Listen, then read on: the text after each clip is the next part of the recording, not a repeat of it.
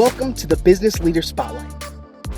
The Business Leader Spotlight is bringing attention to those in our community making a difference in business. It is also an opportunity to identify the skills they have learned and applied to get where they are. And now, let us go into this week's interview.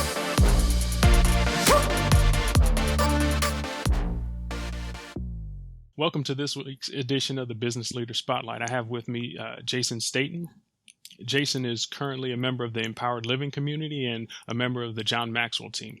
Good morning, Jason. How are you today? Hey, Michael. Good. I'm doing well. How are you, sir? Doing great. Thanks. Thanks for joining us today and sharing a little bit about yourself and what you're currently working on. So if you don't mind, would you share a little bit with the audience about yourself? Sure. So I'm a 45-year-old, married almost 24 of those years, and we have 4 daughters together. And that's why I have this nice hairdo from raising 4 daughters. And I've been working with the John Maxwell team and Empowered Living community now for just about 6 months, and have been learning a lot and growing a lot during that time. I'm avid about leadership in general, both as a learner and implementing leadership training. And so something I've been doing for a lot longer than the last 6 months. I've been really on this journey about 20 years, but really within the confines of the John Maxwell team and the Empowered Living for about 6 months now. Okay. If you don't mind, can you share with the audience what the Empowered Living community is and how you got started? Sure. So the Empowered Living community, when I joined the John Maxwell team, I don't really even know how it all came about. There was kind of an invite to join another Facebook group, that being the Empowered Living community. And I believe Paul Martinelli and Roddy Galbraith lead that. And just while I was in the John Maxwell team, both Paul and Roddy really were kind of in the track I was going. And Paul Martinelli kind of is, I don't know, it's just his speaking and his style I can't get enough of. So when I was invited to be a part of the Empowered Living community, which I think is comprised of over 2 million people, I think overall are maybe some loosely, but I think maybe some 20,000 more intimately involved in that group. But it's just a group from what I've experienced so far, a group that is very willing to come alongside you and help you in your journey. It's a continual source of information and resources that are just made available to you on a daily basis. Okay. You made a couple of comments there, and I thought they were very interesting, is that the leadership of the group, Paul Martinelli and Roddy Galbraith, they speak to you in your specific area. If you don't mind, would you share a little bit about what you mean by how they speak to you, or what you're talking about with that? Well, Roddy, I think I've done a lot of public speaking, and so I'm very passionate about becoming a better public speaker. And Roddy, that's really his track in the John Maxwell team, is training speakers, and he's very good at it. Not just good at it, but he has a methodical way of doing it that he can share with others. So to me, it's one thing to see somebody who's a great speaker. It's another thing, somebody who can break down how to be a great speaker. And so that's really where Roddy connected with me.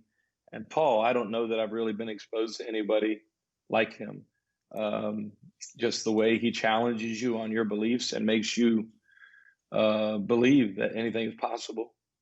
Really, I don't know. It just reached down into my soul. And man, I can't get enough of his. Every course he teaches, I want to be around to hear what he's got to say. Right. Okay. 'Cause one of the things I've noticed, and I'm hearing from what you're talking about is how, there's a lot of different avenues where people can learn about speaking from. They can go to Toastmasters. They can you can go somewhere and learn. You can learn from other people, but it sounds like you're not just kind of on the fringes observing the information, but you're actually digging a little bit deeper. You're going deeper into the material and kind of I'll say, fighting with the material to some degree to really understand and be able to develop a greater understanding with it and learn from it. So I guess with Paul's and with Roddy inside of the Empowered Living community, I guess, what are some of the things that they've shared with you that you've learned from being a part of the group? Well, I think the way you just phrased that is so pinpoint, right on, because I've had to wrestle with some things that have not, they contradict some of my thoughts. They contradict some of my, thought patterns and just my, as Paul would say it, kind of that subconscious thinking that, just my whole life, I've thought things about wealth. I've thought things about success and affluence that just because of my background in some of those ways, kind of wealth, I could view that as a bad thing. Right. And I think Paul has really, there was things early on I was kind of like resistant toward, but as I've dug into it, it's enabled me to increase my capacity. I don't know, in the last 6 months, I feel like my capacity has increased more than maybe in the last 44 years of my life combined. So it's amazing. And then I think with Roddy, just, because I have been a public speaker for 20 years and spoken in front of both small and large crowds, with Roddy, it's more about minute things, little details, little technical elements. Maybe because I've been speaking so long, I thought I knew it all. And Roddy has really shown me that I didn't know it all, and I can get better. So I appreciate that. That's great. You made a comment, and I think we kind of both hit on the topic as overcoming that resistance. I guess if you could explain that, how you were able to overcome, whether it's you're thinking about money, you're thinking about, your abilities as a public speaker. Can you just talk about, not the specific area, but how you overcame those specific pieces of resistance? Sure. I think I'm still in the process, to be honest, but I've come a long way. And I think I think especially with Paul, he doesn't just tell you, he invites you to work through it. He breaks things down into, so he'll identify a limiting belief, not just limiting beliefs overall, but he'll identify a specific one, and then he'll walk you through that. And then really, I think the strength of it is he leaves it to where you got to wrestle with it on your own. He lays out the facts. He gives you the resources to work through it, but then he kind of leaves it for you to work through it. And so I've been doing that, and little by little, just in some practical ways. This is a very fundamental, basic. For me, it's helped. One thing, in one of the lessons, Paul talked about getting a money tree, and that money tree, it's an actual plant. It's not. I wouldn't say it's a tree. It's a plant that you get and you water it, and it's a symbol of your future, of you watering your future, you nurturing your future, and and you watch that tree grow, and as such, you're watching. It's just a symbol, but to me, it gave me something tangible to attach my dreams to and my beliefs to. And every day when I water it, I'm connecting myself to my future. So little things like that have been, just so powerful for me. I can understand how just with the process of change and growth, it's plants are a great indicator of consistency, I'll say, because they provide that feedback over time, where it's like, okay, I didn't water the plant for 6 weeks.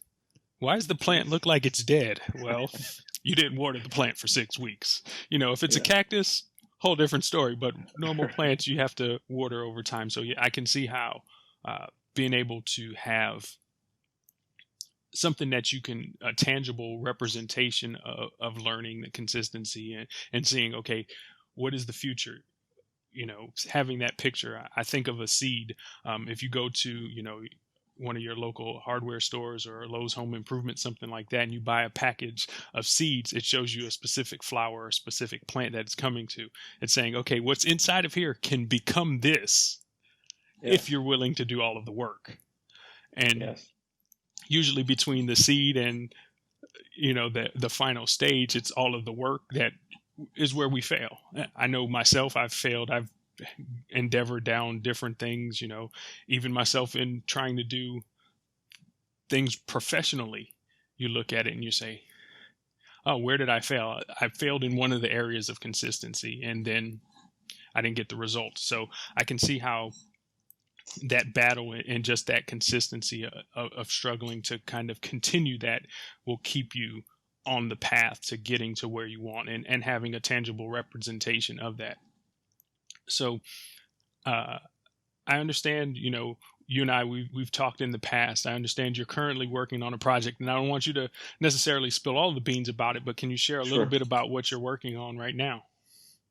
Sure. So kind of the timing of it all has been pretty amazing too, because kind of the concept of what this curriculum that I'm working toward came to me right before I became aware of the John Maxwell team.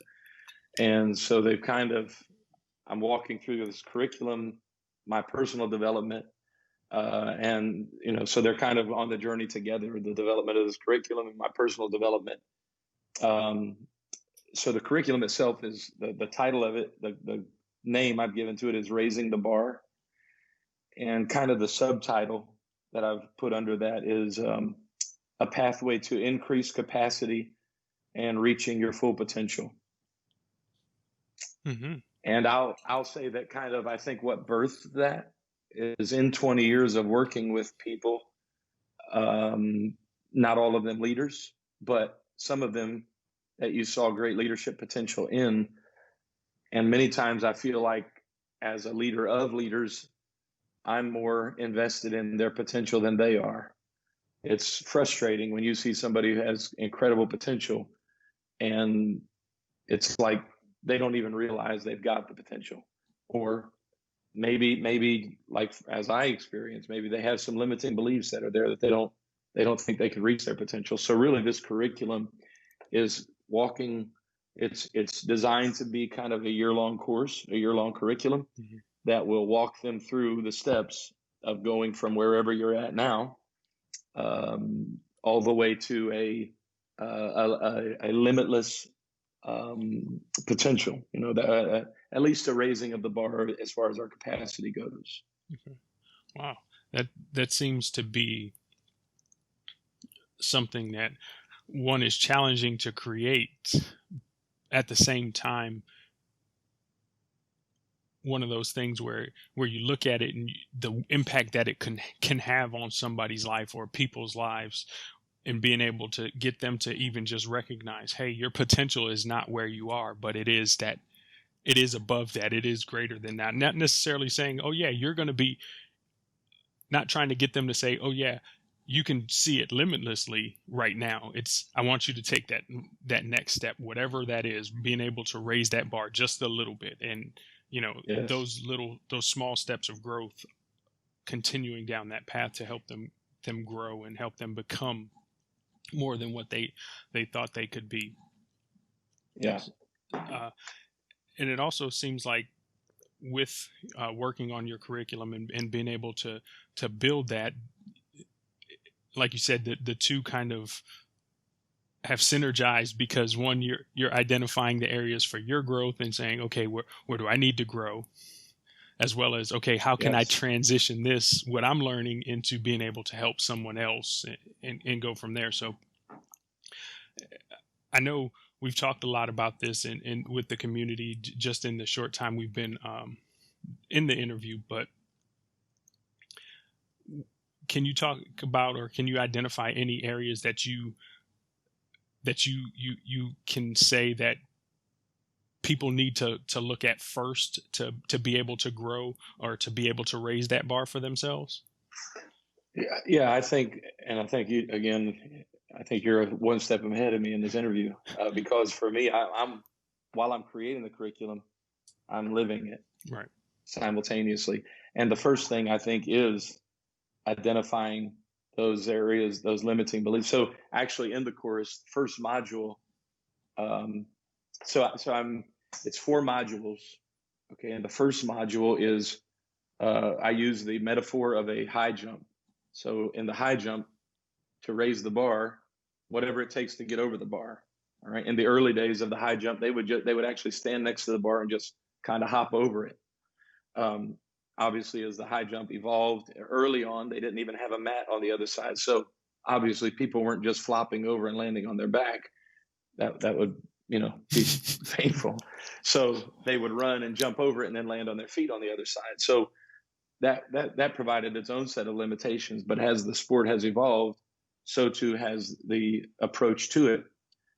So anyway, the metaphor for the first level are those things we raise the bar by getting over things. And there's 6 different core elements that I've identified, both in my life and in others that I've led, that I think are maybe, certainly in 6 weeks, you're not going to cover all of them.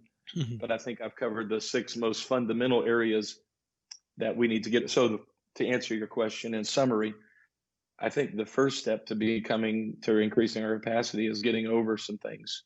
Mm-hmm. Finding a pathway to, so for example, dealing with a victim mentality, those sort of things that we have to get beyond if we're going to increase our capacity. Right. I think it sounds like you've got a lot of I'll say meat in the material in what you're working on, and it seems like it's going to be a challenge just to put it all together, just based on hearing all of it and having to work through it. Because I know I've taken courses in the past where it seems like they had really good main topics, but the material itself was kind of skimpy because it seemed like the person didn't work through the details. And even in myself, I know I've been at moments where I've processed and I've given a lot of facts, but I didn't go through and explain, hey, here's how I had to go through it, or here's a good example of going through it. And so I can see how it will take some time to be able to put it together in the way that we've talked about here, and also in other conversations. I guess kind of just wrapping things up with you today, you've currently got that project that you're working on.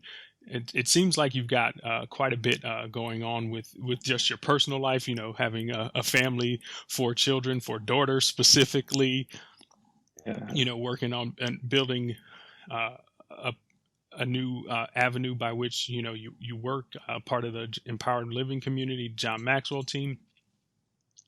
How do you have time for Jason, and just family life, or, how do you kind of balance the 2 pieces out? Well, that's a good question, and also a process. And I have a good wife who helps me to keep that balance. And she's supportive of me. She knows this pathway that I'm on is my passion, and so she's very supportive of that. So making sure I have the time to work on developing both the curriculum and myself, she's good with that. And then I try to reciprocate that by making sure that there's time that I'm shutting everything down and we're spending time together, spending time as a family. And so far, I think we've been able to find a pretty good balance. Some of that, during COVID, life has slowed down. So there's been more time available than maybe normal. Right. As things start to speed up, seems like things are heading in that direction. It's probably going to be a little bit more of a challenge, but I have been married 24 years and I have full confidence she will help me to keep that balance. Yes. Wives are a great organizer and motivator. I can say the same for my wife. She makes sure, hey, it's time for this now. Okay. Close it and you move on to the next thing. So I completely understand having someone like that to be able to assist and keep you balanced on that side. So, Jason, if anybody wanted to follow up and reach out to you to get more information on what you're doing, do you have any ways to be contacted? Sure, I do. I have certainly I have a Facebook page. All the my Instagram is J.R. Staten. Facebook Jason Staten. I think I'm one of the only ones on there to that name. I do have LinkedIn as well. I have a page for Raising the Bar. I haven't fully developed it yet because I don't want, like you're saying, I don't want to get some image out there and then not have the stuff to back it up, the guts. So I'm trying to time those out with I'm getting some good coaching on how to do all that. But also I can give my email address if that's okay. Oh, yeah. Yeah. Okay. Yeah. It's Jason.Staten, spelled like Staten Island, Jason.Staten at me. Okay. That's me.com. I know that sounds like a very narcissistic email address, but it's actually an Apple Apple email address. So. Yes. Okay. Well, Jason, I want to say thank you for joining us today and talking about what you're currently working on and sharing some of the different things that you're going through, that your development along this path, and being able to share with people, that process, that, kind of going under the covers of the actual work of transformation and things like that. So just want to say thank you. Is there anything else that you want to share with the audience today?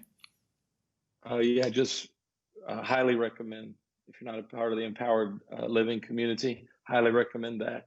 John Maxwell team certainly as well, but also yourself, Michael, has been a big part of helping me. There were some kind of points I'd come to where I was stuck and I didn't know where to go. And Michael came alongside as a thinking partner. And twice I've been able to spend some time, and he is a wealth of knowledge and helped me to get unstuck and get back down the stream a little bit further. So I guess those would be my closing remarks. Oh, I say thank you, Jason. I really do appreciate it. And that was not me poking Jason to say something. I really am taken aback by that. And I'm really grateful because you allowed me the opportunity to step into your life and come alongside of you. So I appreciate that more than you'll ever know. So I thank you again for the kind words, and thank you, everybody, for joining us this week on the Business Leader Spotlight. Thank you, and have a great day. Thank you for watching this week's video. I hope you were able to find one thing you can begin to apply to your life today. I would appreciate it if you would like, comment, and subscribe. Also, if you have any feedback, leave it in the comments below. Let us know if you know of any great guests to be on the Spotlight. I look forward to your questions and your comments. Thanks again for watching.